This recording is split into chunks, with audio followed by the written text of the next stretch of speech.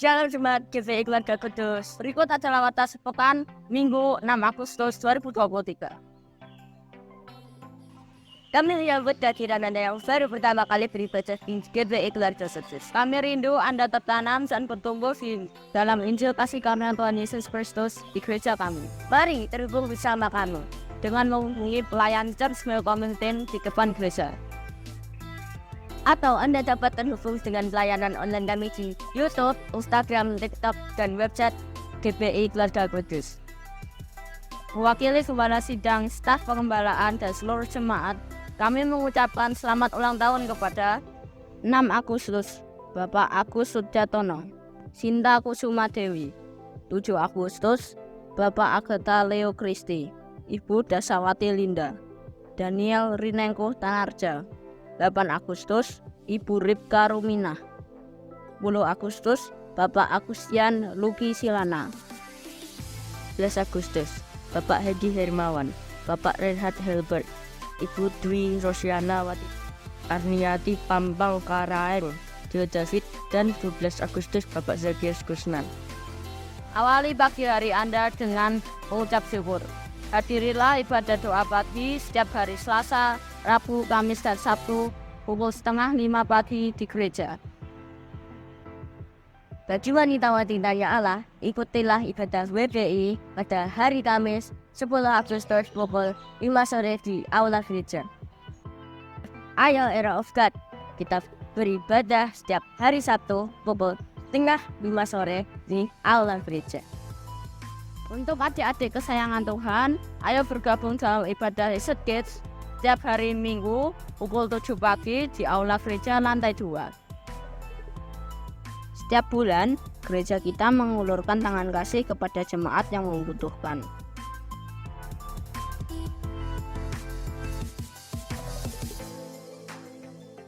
Puji Tuhan, minggu ini kita dapat menjadi berkat bagi kota kita lewat Minggu Berkat.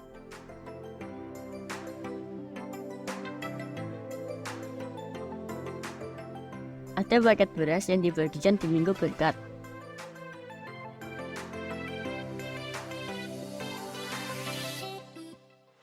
Mari bergabung bersama kami menjadi berkat bagi sesama lewat amplop tangan kasih. Pelayanan gereja bagi jemaat yang ingin menyerahkan anak dimohon mendaftar 1 bulan sebelumnya kepada sekretariat. Bagi Anda yang membutuhkan pelayanan pemberkatan pernikahan, dimohon untuk mendaftar 4 bulan sebelumnya kepada sekretariat. Main bola di Simpang 3 dapat skor 2-5. Daripada kau gundah gulana, kepada Tuhan kau percaya saja. Demikian warta minggu ini. Selamat menikmati kasih karunia Tuhan Yesus Kristus. Saya Kevin, saya Brandon. Jesus and love you.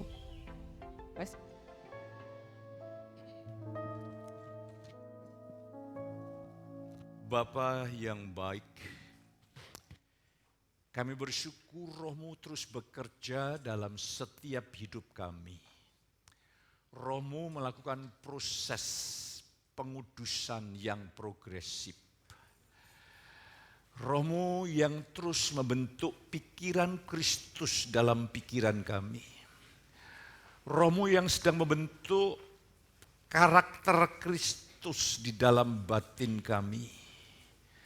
Sehingga sudah tiba saatnya seluruh umat-Mu di tempat ini mengekspresikan Kristus, menyatakan Kristus dan hidup saleh. Baik di hadapan Allah, di hadapan orang-orang lain, dalam bisnis kami, dalam keluarga kami. Sehingga Tuhan dipermuliakan. Hidup kami menjadi berkat, inspirasi bagi banyak orang. Berbicaralah Bapa, demi nama Yesus kami berdoa. Haleluya, amin. Saya ingin mengajak saudara untuk melihat satu kebenaran lebih dahulu bagaimana di dalam proses pengajaran kasih karunia yang Paulus ajarkan. Dalam 1 Korintus 4:15, sebab sekalipun kamu mempunyai beribu-ribu pendidik dalam Kristus, kamu tidak mempunyai banyak bapa. Karena akulah yang dalam Kristus Yesus telah menjadi bapakmu oleh Injil yang kuberitakan kepadamu. Sekarang terbuka penuh untuk saudara mendapatkan pengajaran dari YouTube. Tetapi Paulus berkata, di jemaat Korintus juga banyak pembicara-pembicara yang hebat pada waktu itu. Ya, belum lagi khotbah Petrus. Petrus tidak usah banyak persiapan. Dia hanya kalau berkhotbah di depan jemaat waktu itu. Aku adalah saksi hidup dari Kristus. Saya yakin banyak ibu-ibu yang menangis histeris karena apa? Pengalaman yang begitu mulia. Belum Apolos yang fasih lidah. Belum lagi pemberita-pemberita yang lain. Tetapi Paulus menjelaskan, aku ini Bapak. Saudaraku, saya mengajak saudara, sebab itu aku menasihatkan kamu, turutilah teladanku. Ada impartasi kehidupan.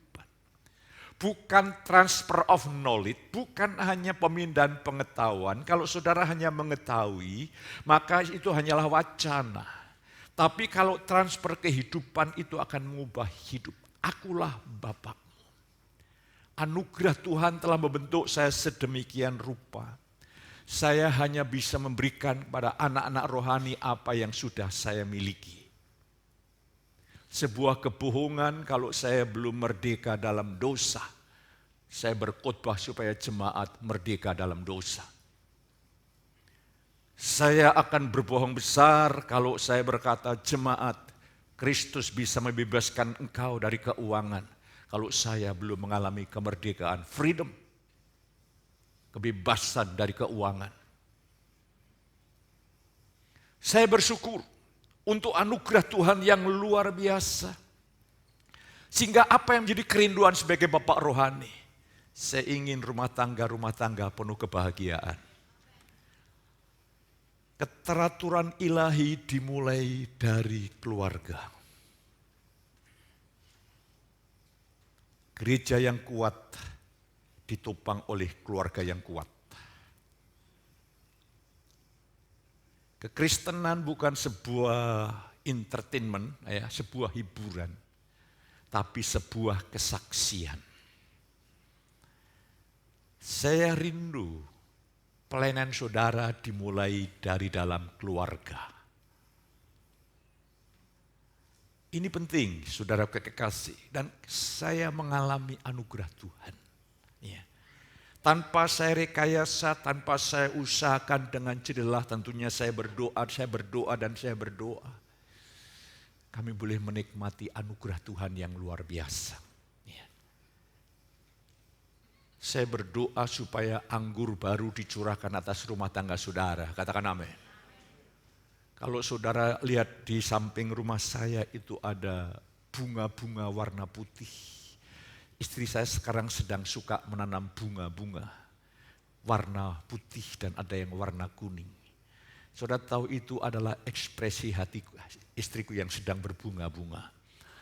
Oleh karena mengalami anugerah Tuhan yang luar biasa. Saya baru kaget.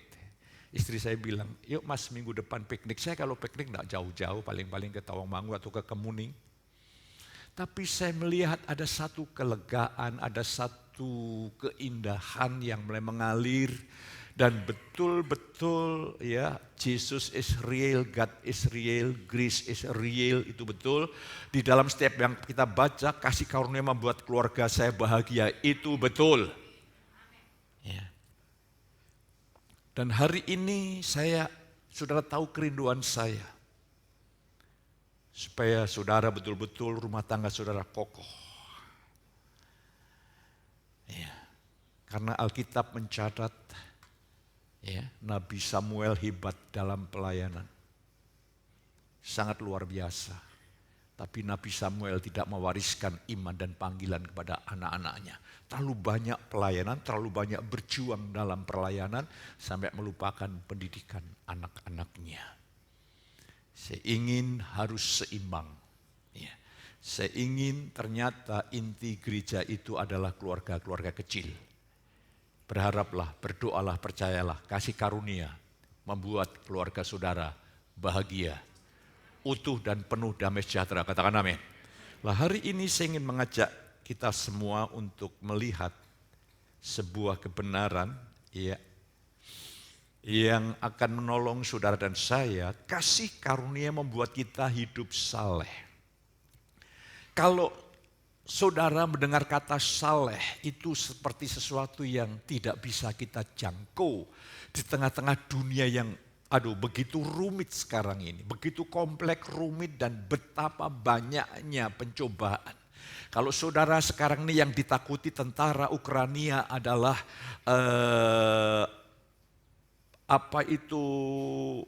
peluru-peluru yang sedang dipasang, ranju-ranju yang sedang dipasang oleh tentara Rusia.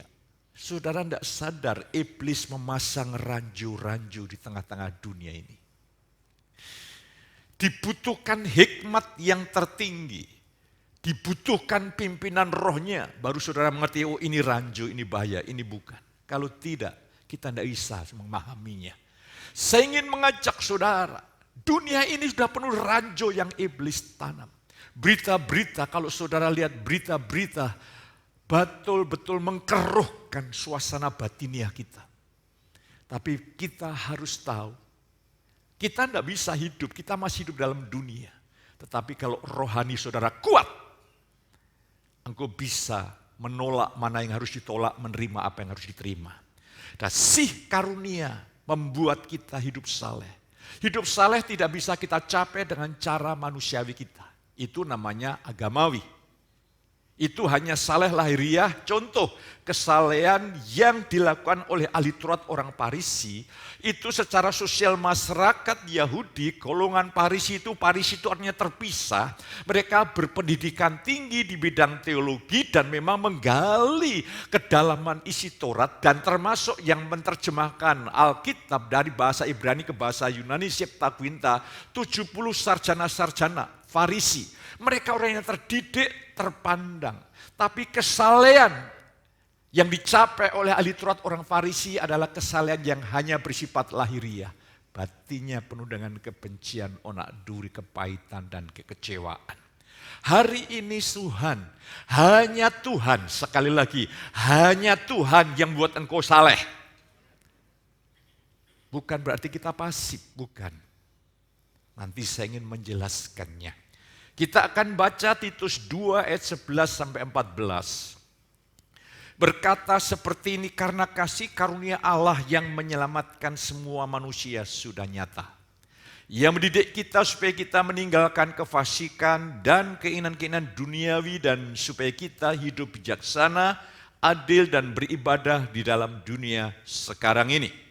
Dengan menantikan penggenapan pengharapan kita yang penuh bahagia dan penyataan kemuliaan Allah yang maha besar dan juru selamat kita, Yesus Kristus, yang telah menyerahkan dirinya bagi kita untuk membebaskan kita dari segala kejahatan dan untuk menguduskan bagi dirinya suatu umat kepunyaannya sendiri yang rajin berbuat baik.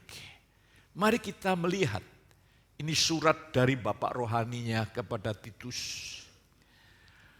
Allah mengendaki umatnya hidup kudus dan saleh.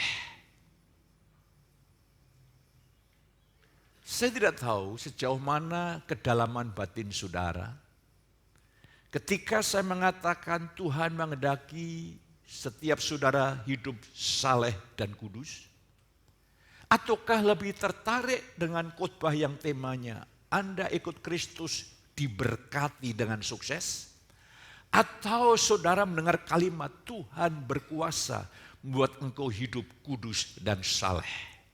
Gelora yang ada dalam batin saudara ini menunjukkan nilai kualitas batiniah kita. Saya ketika makin bertumbuh saya lebih tertarik dan itu doa saya setiap hari. Saya ingin saleh. Saya ingin hidup kudus. Itu kekayaan di atas segala kekayaan. Sebab kalau saya mulai akurat dengan Tuhan, semua yang dicari bangsa-bangsa yang tidak mengenal Allah akan diberikan kepada saya dan saudara. Tapi kalau saudara tidak kudus, tidak saleh, dunia tidak dapat, kerajaan Allah tidak dapat. Karena Alkitab berkata, Galatia 5 ayat yang ke-21, orang yang hidup dalam kedagingan tidak akan memperoleh bagian dalam kerajaan Allah. Apa itu kerajaan Allah? Pemerintahan Allah di dalam hati kita. Kalau kita sengaja hidup dalam daging, bukan sekali-kali jatuh dalam daging berbeda. Kalau orang Kristen memiliki gaya hidup daging, itu kelahiran barunya perlu diragukan, imannya diragukan. Kita bisa tergoda untuk hidup dalam daging, tapi tidak terus-menerus hidup dalam daging. Kalau orang Kristen terus-menerus hidup dalam daging, itu artinya tidak mendapatkan anugerah pemerintahan Allah, kekuasaan Allah, Allah menguasainya hidupnya. Dan ketika Tuhan menguasai hidup saudara, hanya Dia yang bisa menuntun anak cucu saudara di tempat yang terbaik. Semua ide, semua cara kita tidak sempurna dan penuh cacat celah. Hanya Tuhan yang akan membuat anakmu, hanya Tuhan yang membuat saudara akan memiliki menantu-menantu yang terbaik. Artinya betul-betul saudara connect, punya passion yang sama bagi kerajaan dan kemuliaan Allah. Itu luar biasa. Kalau tidak, saudara akan betul-betul mengalami duri dalam daging. Mari hari ini saya ingin mengajak saudara.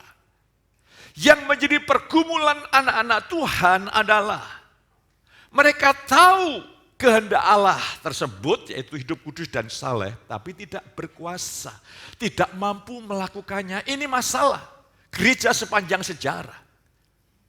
Yang jadi problem adalah orang Kristen tahu kehendak Allah adalah harus hidup kudus dan saleh, tapi tidak kuasa melakukannya. Sebaliknya, sisi lain tahu yang negatif, tahu itu sesuatu itu dosa, tapi tidak kuasa untuk menolaknya. Ini yang jadi masalah. Ini yang menjadi problem. Ini yang membuat banyak anak-anak Tuhan putus asa.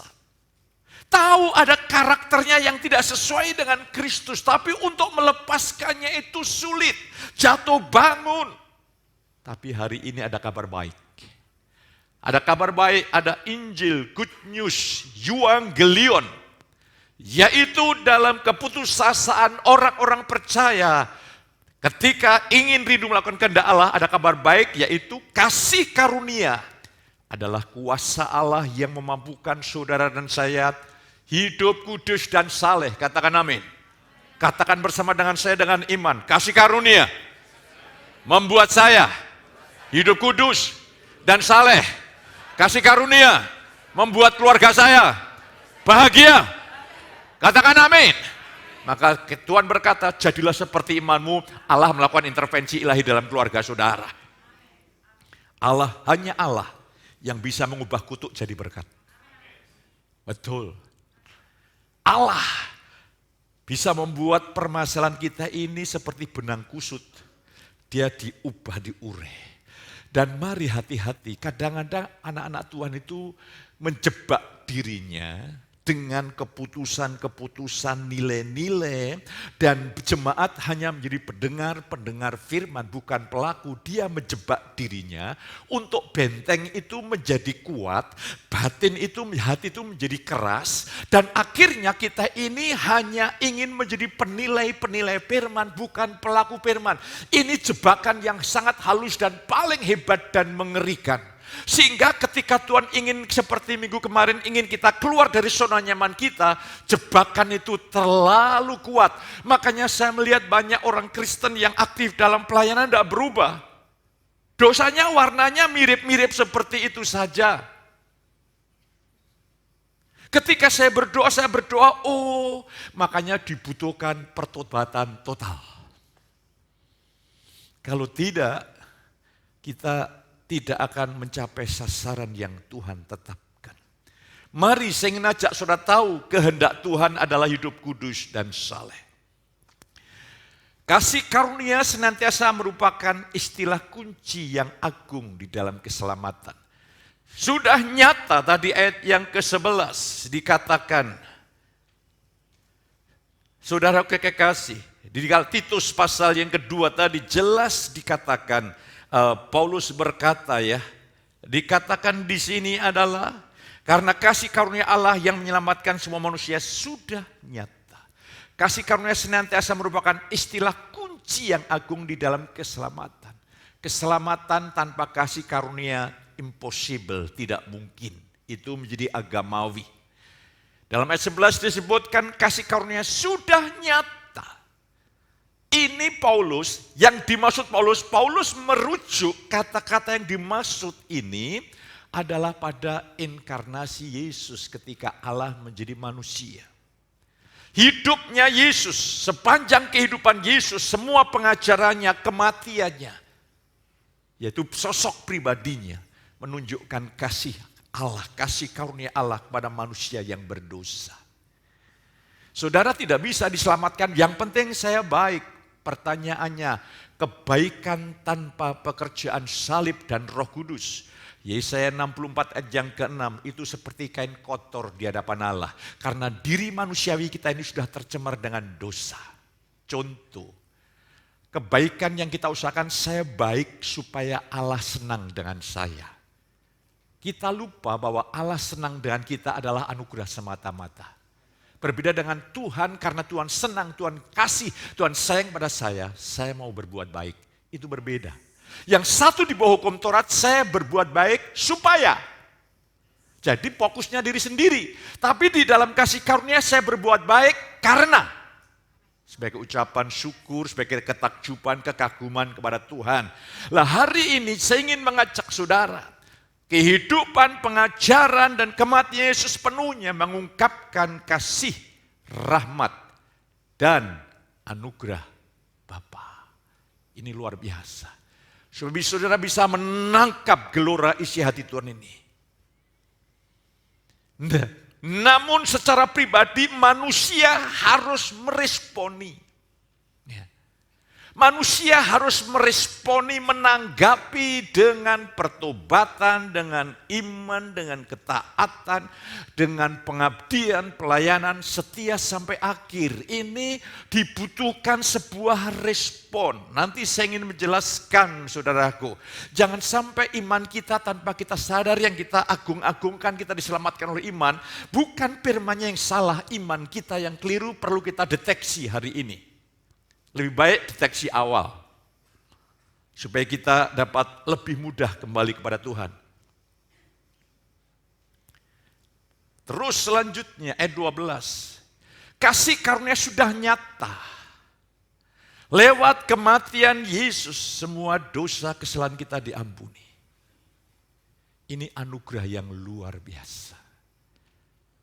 Kasih karunia, Paulus menyatakan, ia mendidik kita. Ayat yang 12, kasih karunia itu mendidik kita. Ia mendidik kita. Kata mendidik itu artinya pendisiplinan atau pelatihan anak.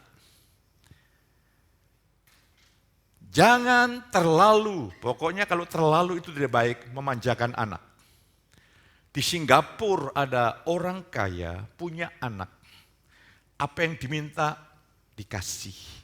Tidak pernah ditegur. Wah, pokoknya orang tua itu mengasihi dengan sangat di backup oleh kekayaan orang tua. Apa yang dimaui dikasih. Tapi apa yang dilakukan anak? Dia makan tidak cocok, piring dibuat terbang. Pokoknya itu bisa meja dilepaskan. Orang tua ini bila dia konsultasi konseling dengan seorang psikolog. Saya begini, anak saya begini. Oke, pulang, marahin anakmu, didik anakmu. Baru kali itu dia pulang, dia marahin anaknya. Sungguh-sungguh dia marahi anaknya. Apa kata anaknya? Papa, aku butuh ini. Anaknya berubah. Aku butuh ini, Papa. Mari hari ini pendidikan Allah juga mendidik kita seperti itu. Allah tidak pernah memanjakan kita. Allah mendidik kita untuk memiliki gaya hidup. Mari saya ingin tunjukkan nanti. Allah, bukti-bukti Allah itu mendisiplin, mendidik anak-anaknya. Sebelumnya saya tunjukkan. 1 Timotius 1 ayat 20. Di antaranya Hymenaeus dan Alexander yang telah kuserahkan kepada iblis supaya jera mereka menghujat. Jadi ini juga murid-murid ini. Tapi tidak tahu bagaimana menjadi penggosip, penghujat jalan Tuhan. Rasul Paulus sebagai pengajar kasih karunia, dia menyerahkan itu kepada iblis supaya jera.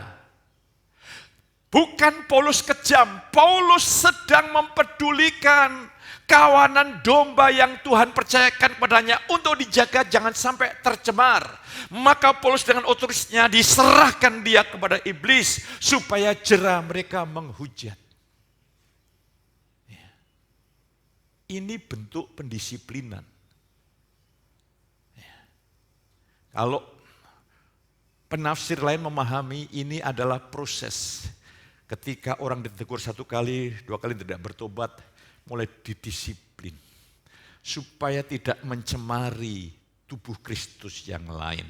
1 Timotius 2:25, dan dengan lemah lembut dapat menuntun orang yang suka melawan.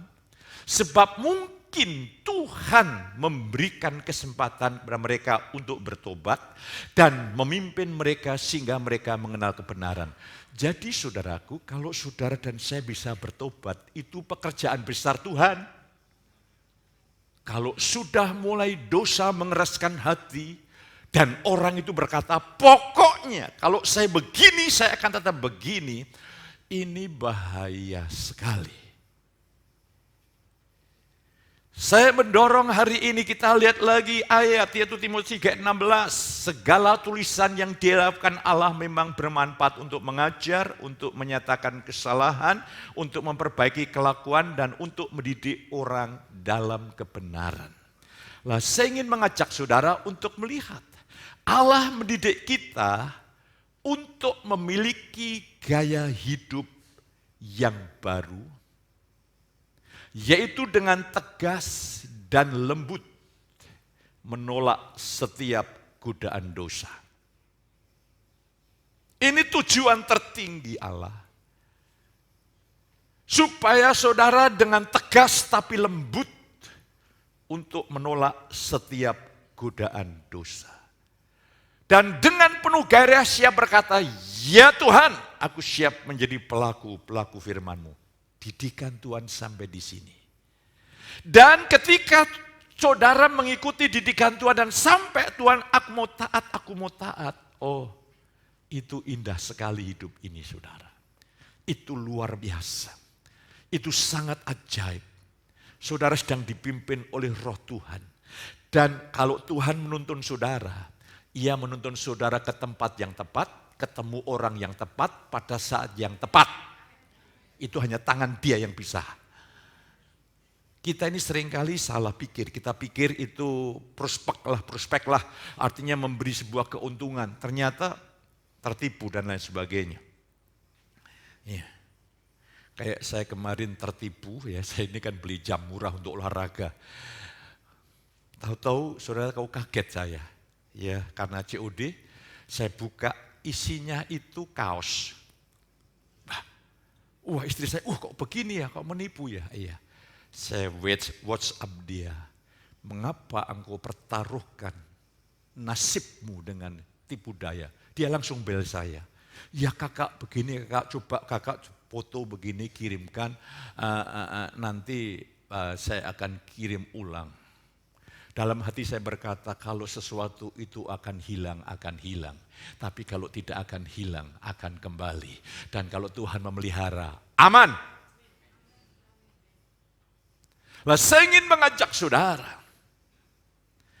Tuhan mendidik kita, jadi saudara jangan berpikir Allah itu kasih. Ya. Kasih itu jangan berpikir lemah lembut. Kasih itu bisa keras. Kasihlah musuhmu itu keras, butuh tekad yang kuat. Butuh disiplin yang baik, butuh persekutuan dengan Tuhan dimampukan. Untuk betul-betul kita dimampukan mengasihi musuh. Bukan kayak lemah, karena mengasihi aku akan memberikan apa yang dia inginkan orang yang kukasih. Itu kan kasih penyesatan dunia sehingga banyak muda-mudi hancur oleh karena konsep kasih yang keliru. Kalau mereka permintaan pacar kita yang aneh-aneh berkata dengan tegas tapi lembut, tidak. Itu kasih. Tapi kalau karena aku mencintaimu, apa yang kau minta, ku berikan. Itu bukan kasih, kasihan deh. Mari hari ini dia mendidik kita. Dia mendidik lewat firman hari Minggu. Dan ketika anak-anak Tuhan mulai punya filter konsep diri, ya kalau ini saya khotbah pendeta ini cocok, ini tidak cocok, kalau ini cocok, ini tidak cocok. Lah ini yang jadi Tuhan siapa? Kalau saudara mengeraskan hati, Tuhan mendidik lewat situasi. Barang siapa ku saya kasih, ia ku didik, ku hajar, dan ku sesahlah. Ku sesah ini ada satu situasi membuat anak-anak Tuhan putus asa, tidak ada pilihan lain kecuali datang kepada Tuhan. Ini kadang-kadang didesain oleh Tuhan sedemikian rupa. Tuhan tidak ingin kita binasa bersama dunia ini. Maka Tuhan serius mendidik kita. Saya ingin mengajak saudara untuk melihat lebih jauh. Saudara yang kasih.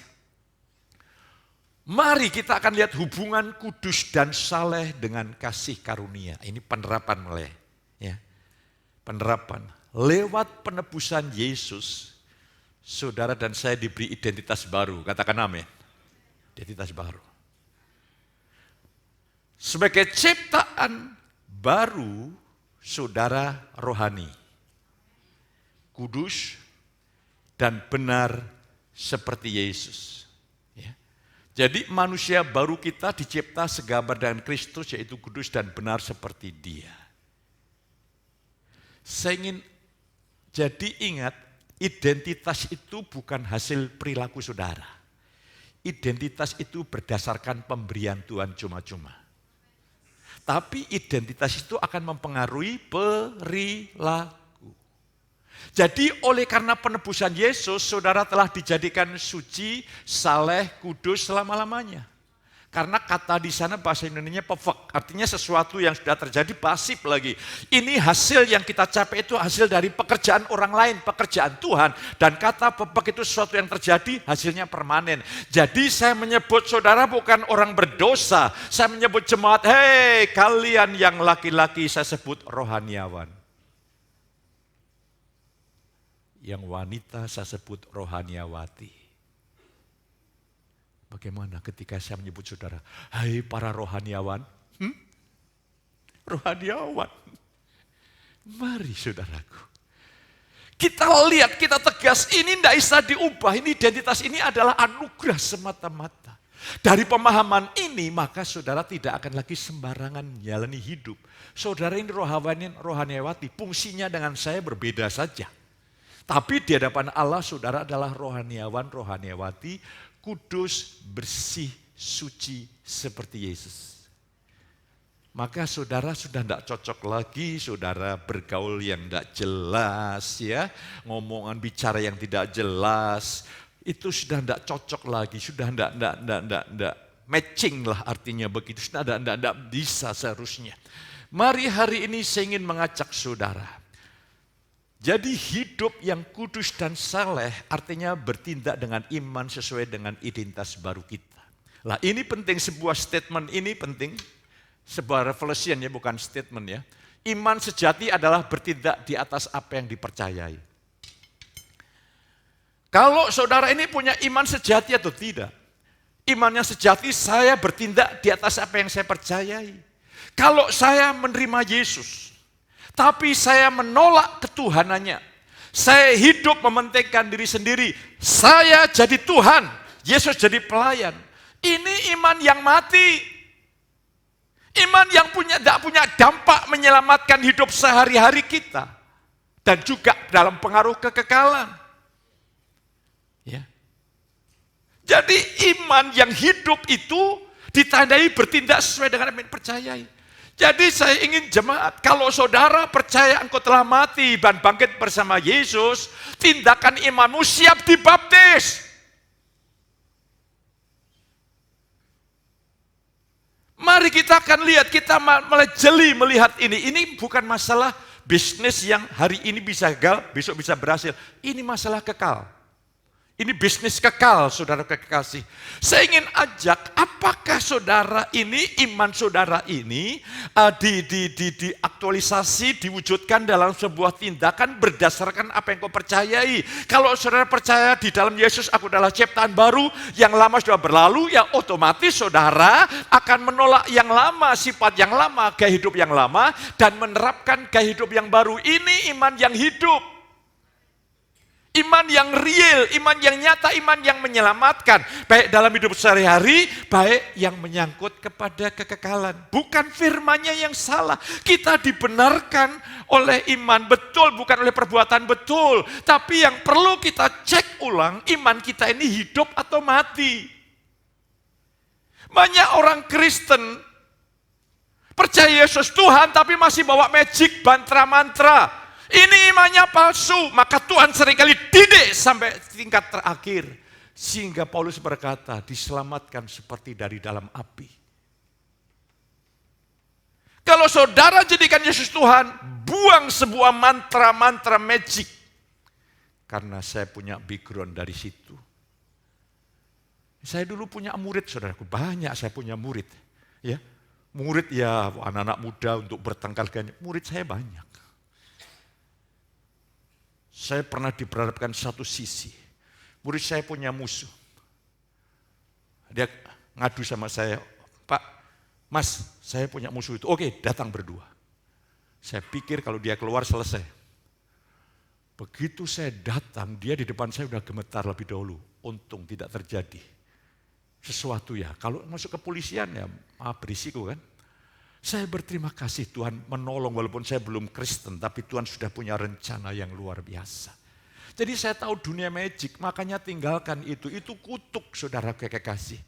Itu kutuk bukan bagi saudara, bagi anak cucu saudara. Saudara yang pernah pergi ke dukun, ke begini-begini, temui saya pribadi atau pendeta muda Danis untuk dilepaskan.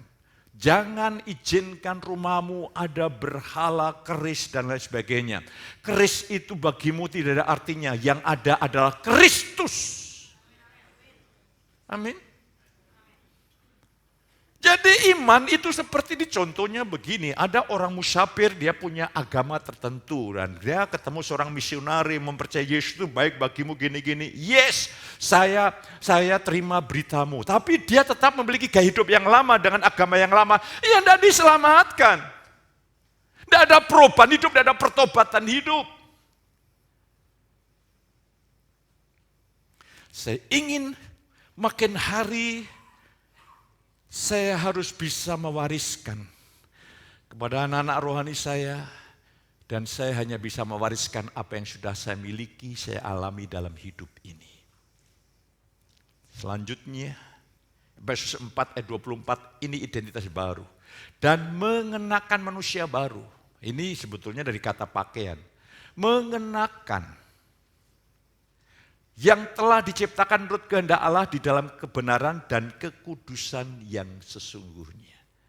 Jadi kalau saudara lihat Efesus sebelum ayat 24, kita harus menanggalkan yang lama dan memakai yang baru. Dulu saudara dan saya ini memiliki warisan dari sifat Adam.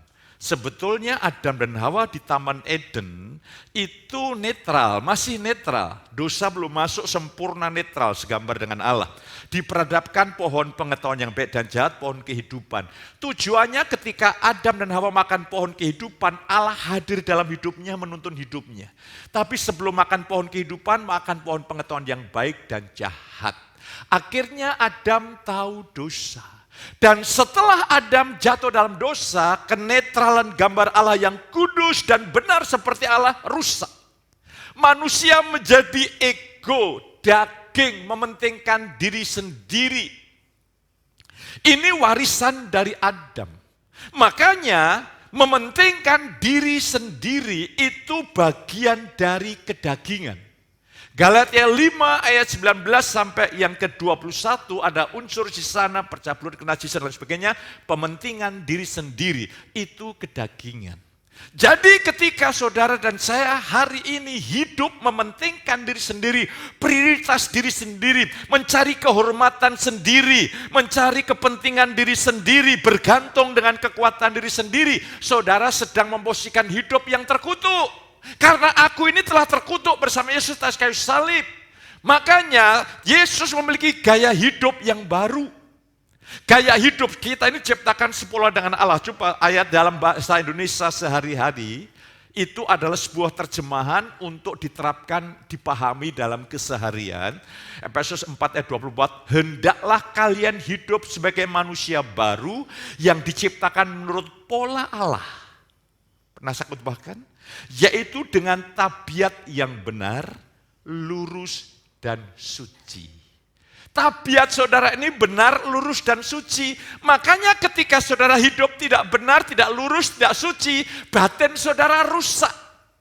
Walaupun kau bergelimangan dengan hiburan dari dunia, tapi tidak bisa menyentuh di dalam batin ini ada kekosongan, kehampaan yang hebat. Mari kita harus menanggalkan gaya hidup yang berpusatkan diri sendiri. Ini hidup kedagingan, hawa nafsu. Ini saya boleh katakan kejahatan. Dan ini bukan hidup mementingkan diri sendiri, ini bukan membunuh, bukan mencuri, bukan. Hidup mementingkan diri sendiri artinya ketika kau berbuat baik tapi mengandalkan diri sendiri untuk kepentingan diri sendiri. Itu di hadapan Allah kejahatan, tidak berkenan di hadapan Allah. Lah kita akan belajar hidupnya Yesus. Manusia Adam dicipta sepola dengan Allah. Karena Adam gagal, maka Tuhan mulai bangkitkan Adam yang kedua yaitu Yesus. Dia sepola dengan Allah. Lah saya ingin tunjukkan beberapa ayat supaya saudara bisa mengerti ya. Di dalam Yohanes pasal 5, inilah polanya Yesus, polanya Allah untuk manusia itu seperti ini. Iya, Yohanes pasal yang kelima ayat 19 supaya saudara bisa mengerti bagaimana polanya Yesus. Maka Yesus menjawab mereka katanya, aku berkata kepadamu sesungguhnya anak tidak dapat mengerjakan sesuatu dari dirinya sendiri. Jikalau tidak ia melihat Bapa mengerjakannya, sebab apa yang dikerjakan Bapa itu juga yang dikerjakan anak. Ayat yang ke-30 lebih penegasan lagi berkata seperti ini. Aku tidak dapat berbuat apa-apa dari diriku sendiri. Ini polanya Allah. Jadi ketika Allah menciptakan Adam dan Hawa sepola dengan Allah, supaya sebetulnya tujuannya supaya Adam itu hidup seperti Yesus, bergantung kepada Allah. Karena dosa manusia jadi mandiri, berdiri di atas kaki sendiri tanpa bergantung kepada Allah. Dan diteguhkan oleh sistem pendidikan dunia. Tanpa Allah kalau Anda memiliki ilmu memiliki gini Anda akan sukses. Pertanyaannya, sukses yang mana yang dimaksud? Saudara dan saya adalah makhluk kekal.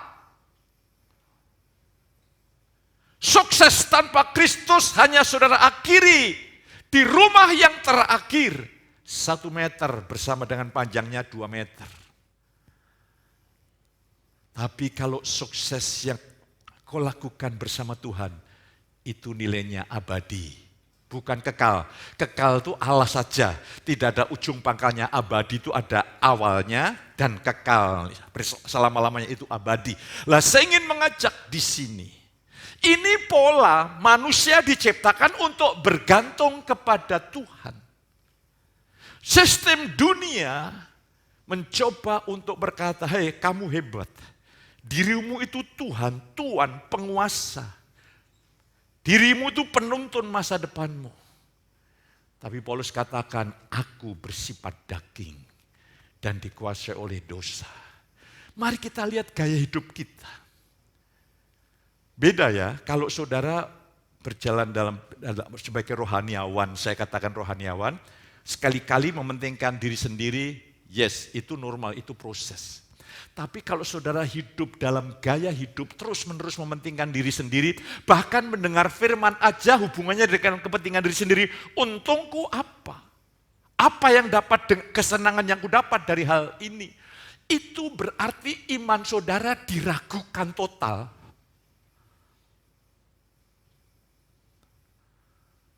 Waduh, Pak Petrus kok galak ya? Bukan galak, ngasih tahu. Ini resikonya hebat, ini menyangkut kekekalan. Mari hari ini saya ingin ajak saudara untuk melihat bersama-sama sebuah kebenaran. Supaya saudara bisa mengalami anugerah Tuhan yang luar biasa. Jadi kita akan lihat tadi, kita kembali lagi.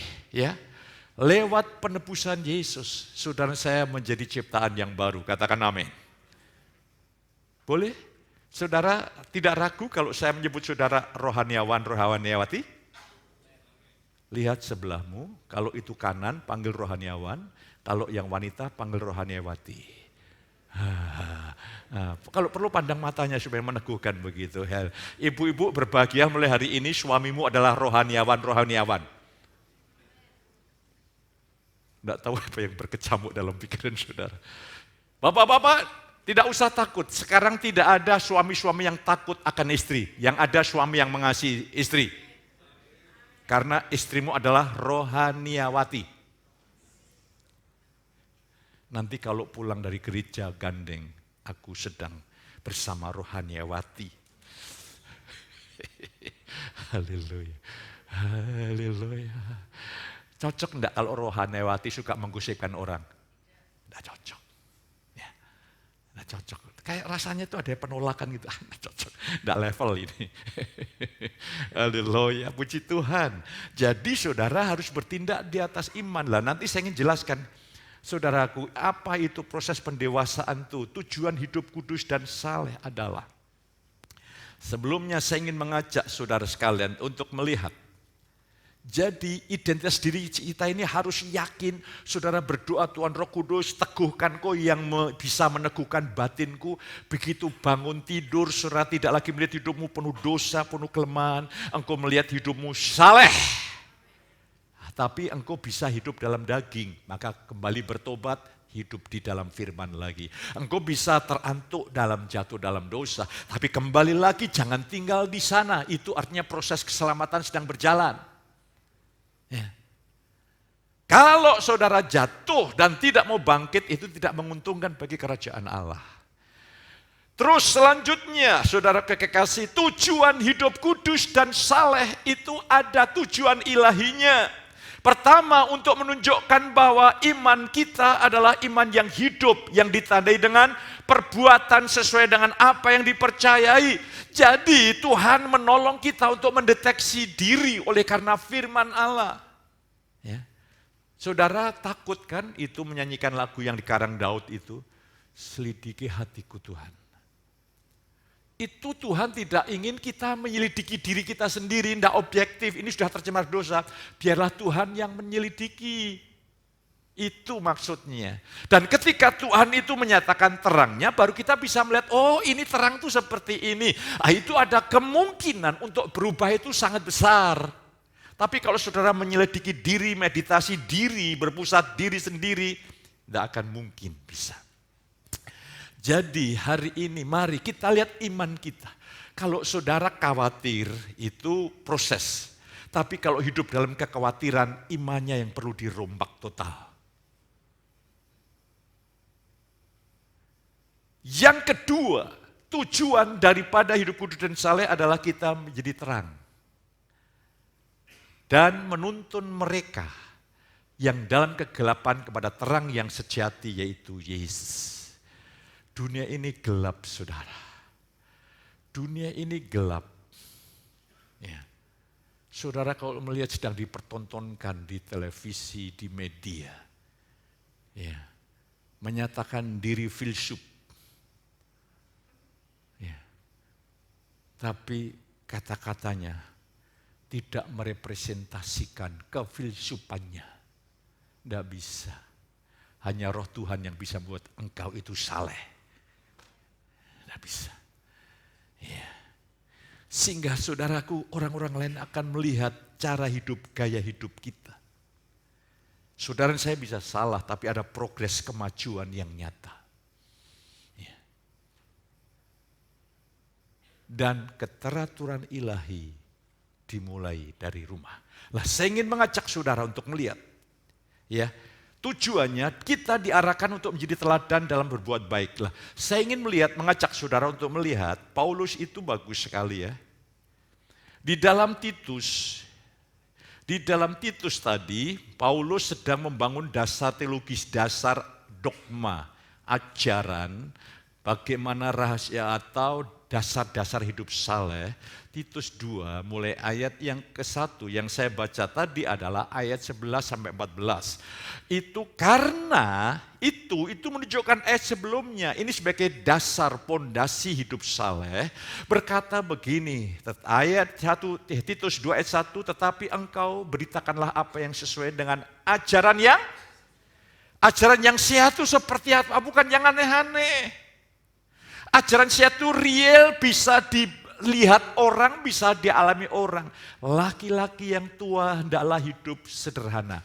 Sederhana itu bukan berarti saudara pakai baju compang-camping, bukan. Sekalipun kau pakai mobil, baju yang mahal. Sikap nilai hatimu tidak ditentukan oleh apa yang kau pakai. Kau tetap kesederhanaan itu hanya sarana. Terhormat ya laki-laki yang tua hendaklah hidup sederhana, terhormat, bijaksana, sehat dalam iman, dalam kasih dan dalam ketekunan. Demikian juga perempuan yang tua hendaklah mereka hidup sebagai orang-orang beribadah.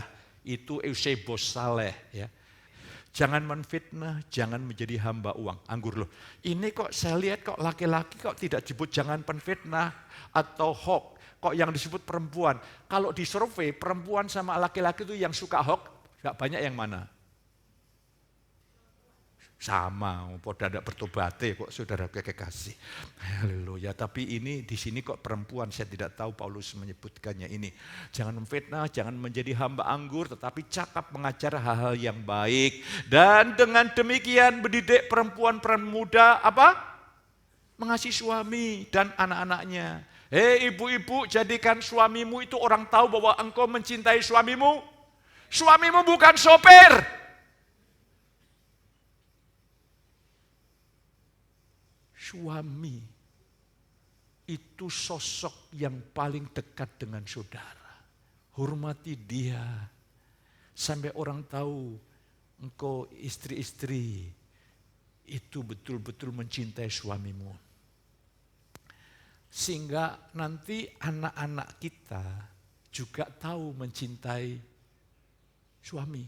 Kalau ibunya, ya kalau bahasa Yunani kuno itu mboe, itu dengan suami tidak mengasihi, dianggap sopir, anak-anaknya nanti melu loh, anak-anaknya ikut loh.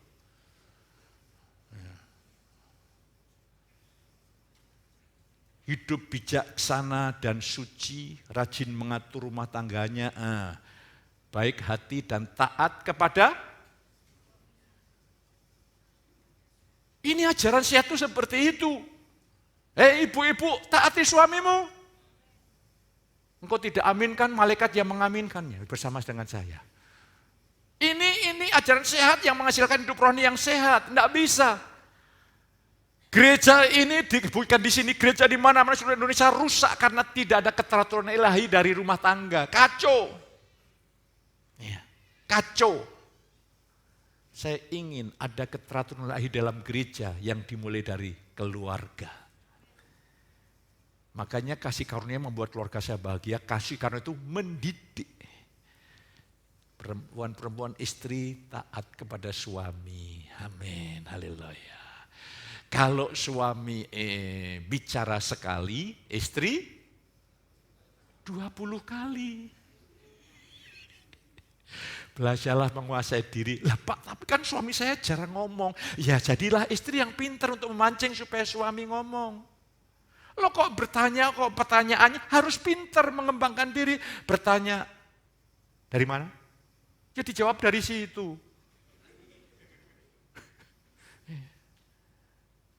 Terus ditanya lagi apa? Ya lagi gini. Tapi sudah tanya, bagaimana hari ini perasaanmu? Aduh, mah luar biasa. Wah, engkau tanpa sadar menciptakan suamimu menjadi pendeta. Dari pertanyaan-pertanyaan itu jawabannya bukan Kamu sudah mandi belum? Belum. Sudah makan belum? Sudah. Kok pertanyaannya jawaban jangan pendek. Cobalah tanya kepada pasangan suamimu sehingga jawabannya panjang. Ini butuh seni. Makanya jangan ada di tengah-tengah kita istri yang menjadikan suami di penjara di dalam kota.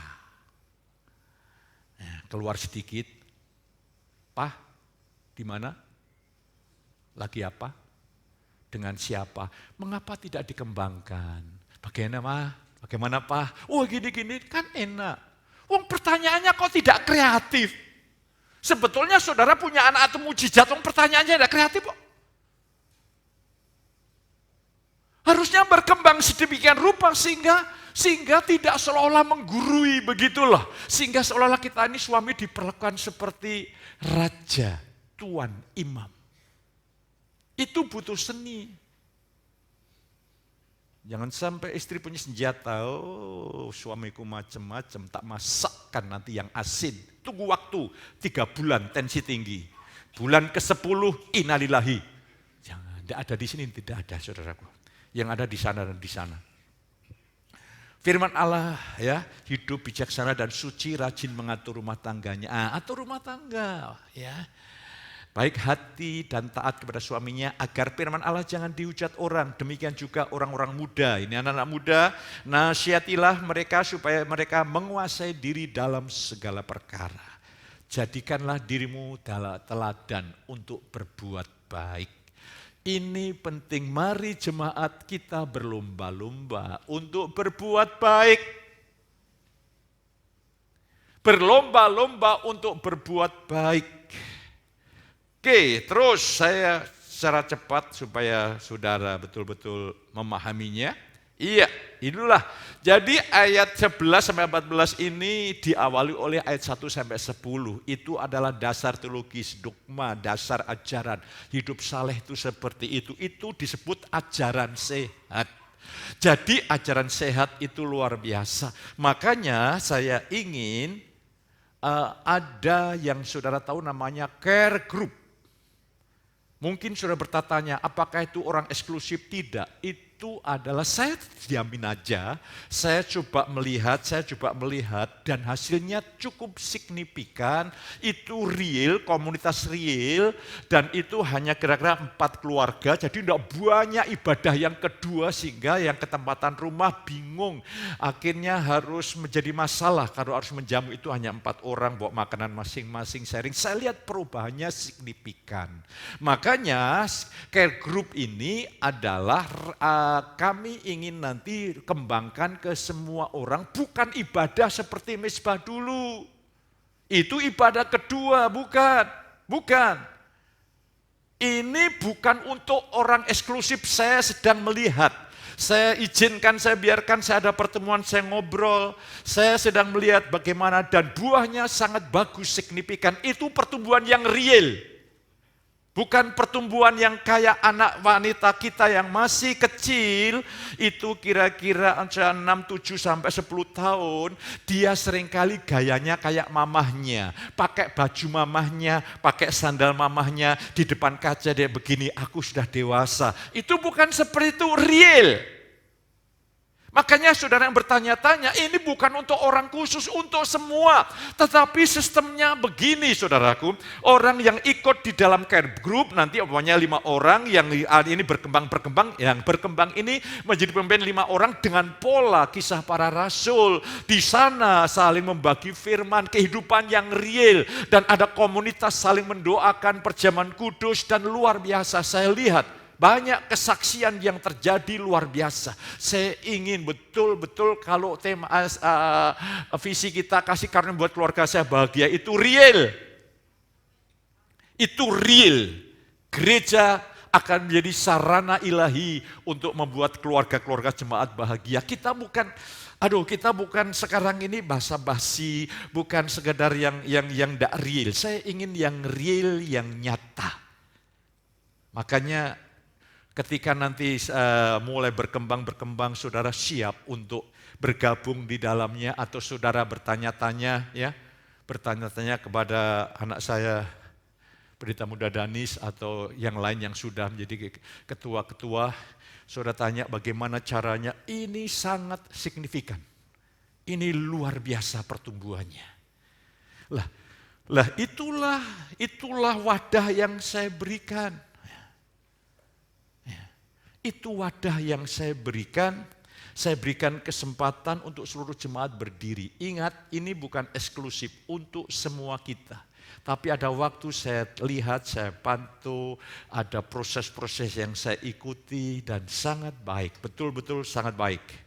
Selanjutnya, saudara kekasih, ada kata lagi, ayat yang ke-13, Titus pasal yang kedua tadi berkata begini, dengan menantikan penggenapan pengharapan kita yang penuh bahagia. Jadi Tuhan menyelamatkan kita lewat anugerahnya, tapi anugerah Allah itu dipersonifikasikan seperti Bapa mendidik anaknya, supaya kita ini hidup kudus dan saleh dalam hidup ini. Tujuannya adalah hidup kita ini tidak tertipu oleh iman kita, tapi kita tahu real, nyata, iman kita ini hidup. Iman kita ini ditandai oleh bertindak sesuai dengan apa yang saya percayai. Sekaligus kesaksian hidup kita ini menjadi terang menuntun orang-orang pada terang yang sejati, yaitu Yesus Kristus. Lah, ayat yang ketiga, kata menantikan itu present middle ya, yang merujuk pada pengharapan pribadi yang terus menerus akan kedatangan kedua Kristus. Pengharapan kita yang penuh bahagia. Jadi pengharapan yang penuh bahagia jangan ditujukan ke lain kedatangan Yesus yang kedua kali. Pengharapan yang penuh bahagia yang saudara tujukan dari dunia ini, Yesus berkata, air yang terbaik dari dunia ini tidak bisa memberikan kepuasan, hanya bisa memberikan kehausan. Itu Yohanes pasal yang keempat. Tapi di dalam Mazmur Daud berkata, ia memberikan kepadaku sukacita lebih besar dari mereka yang mengalami kelimpahan anggur dan gandum, mereka yang mengalami kelimpahan finansial. Karena kebahagiaan kedamaian ini bacalah hati. Ini bicara tentang bagaimana kesadaran kita akan identitas kita di dalam Kristus. Ini masalah batin yang hanya bisa dipuaskan oleh Tuhan. Ketika pemerintahan Allah terjadi dalam hidup kita, itu kepuasan yang sejati. Dan ini penantian yang penuh bahagia anak-anak Tuhan adalah, saudara saya menantikan ketika Yesus datang kedua kali. Kerajaan Allah ini sekarang secara rohani bekerja dalam hidup kita. Pemerintahan Allah menerangi seluruh hidup kita, menuntun langkah-langkah kita. Tapi kerajaan Allah secara lahiriah, ketika Yesus nanti datang yang kedua kali, seluruh dunia hancur. Bang! Dan ketika Yesus datang kedua kali, orang-orang yang mati ini, yang mati kan rohnya ini yang di surga ini. Tapi tubuhnya kan dikubur, nanti tubuh itu dibangkitkan seperti Yesus yang bangkit, tubuh yang penuh cahaya. Jadi Bapak Ayub itu menantikan juga di surga kedatangan Tuhan yang kedua kali. Sekarang belum sempurna, karena masih dalam roh. Nanti ketika Yesus datang, itu roh dan tubuhnya disatukan. Dan di situ dunia akan dihancur leburkan. Hanya orang yang ada dalam kehendaknya bersama Yesus kekal sampai selama-lamanya. Dan saudara jangan sampai berpikir bahwa surga itu hanya pakai sayap, ketemu sana nyanyi, pindah sana. Kalau surga seperti itu paling membosankan. Dunia ini adalah prototipe surga. Sayang dosa masuk sehingga gambaran kemuliaan Allah rusak. Sibuk dalam dunia ini, di sana super sibuk dan bersifat abadi. Dan ketika saudara dilibatkan dalam pemerintahan Allah, itu Paulus katakan kita ini baru mengecap. Kalau saudara ingat, kalau saudara bermeditasi, berdoa artinya penuh dengan kesungguhan dengan Tuhan, saudara menikmati hadirat Allah, saudara kayak rasanya dunia daya tariknya hilang semua. Kayak tidak ada maknanya karena Kristus lebih di atas segala-galanya. Begitu rohani saudara kering, dunia menarik kita, Kristus seolah-olah tidak berguna. Paulus berkata, kita ini baru mencicipi sebagian kecil dari kemuliaan surga. Itu pengharapan yang penuh bahagia, itu jangan harapkan kepada yang lain kecuali ini. Maka yang lain itu yang ngatur Tuhan. Kalau Tuhan yang mengatur, pastikan engkau nanti kalau dipanggil Tuhan tenang. Anak cucu keturunanmu ada pada tempat yang terbaik. Hanya Tuhan yang bisa melakukannya. Maka inilah penantian kita ketika Yesus datang kedua kali. Luar biasa saudaraku. Dunia berdosa ini bukan tempat tinggal kita yang abadi. Katakan amin. Ini bukan tempat tinggal kita yang abadi. Mengapa kita mau diikat-dipikat dengan hal-hal dalam dunia ini? Dengan menanti kedatangan Kristus yang penuh bahagia menghasilkan karakter istimewa. Pertama, kesadaran tajam akan kesia-siaan dan kejahatan dunia ini. Dan dunia ini hanyalah tempat sementara dalam menjalankan panggilan Tuhan menjadi terang dan garam dunia. Oh, dunia ini penuh dengan kejahatan, saudaraku. Sahabat yang kita baik ternyata menusuk dari belakang. Bermacam-macam, baik air mata tertumpah, masalah silih berganti. Dari masalah ini belum selesai masalah itu. Rasanya begitu rumit. Kita harus sadar itu. Yang kedua, penantian akan kedatangan Kristus membuat orang percaya rela menanggalkan hal-hal yang buruk dalam perilaku dan sifat dirinya.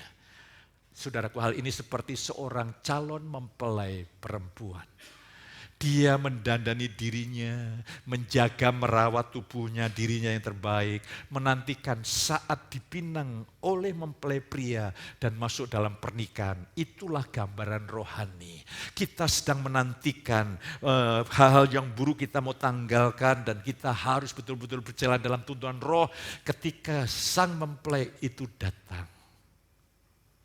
Saudara didapati penuh anugerah di hadapan dia. Ini akan mengubah gaya hidup kita. Ya. Jadi saya harap saudara bukan hanya sekedar aktif di gereja, bertumbuh di dalam anugerah Tuhan. Dan the end, bahannya habis. Tuhan menolong, Tuhan berkati. Mari hari ini, saya ingin mengajak saudara untuk ambil keputusan yang besar. Pemain musik dapat menyalakan. Setelah saudara memakan dan meminum tubuh dan darah Yesus secara rohani, bertindaklah dalam iman. Engkau sehat. Engkau bebas dari kutuk. Pekerjaan iblis dihancurkan saat ini juga. Kau pulang merdeka. Engkau mewarisi apa yang harus saudara warisi. Engkau merdeka sebebasnya mengabdi dan melayani Dia. Mari kita angkat. Terima kasih Tuhan. Kami secara rohani menerima tubuh Yesus. Sesungguhnya sakit penyakit kami telah Kau pikul di atas kayu salib.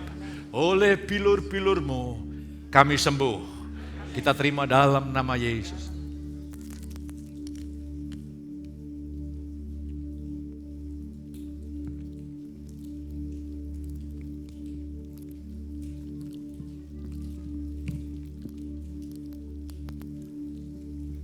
Angkat cawan.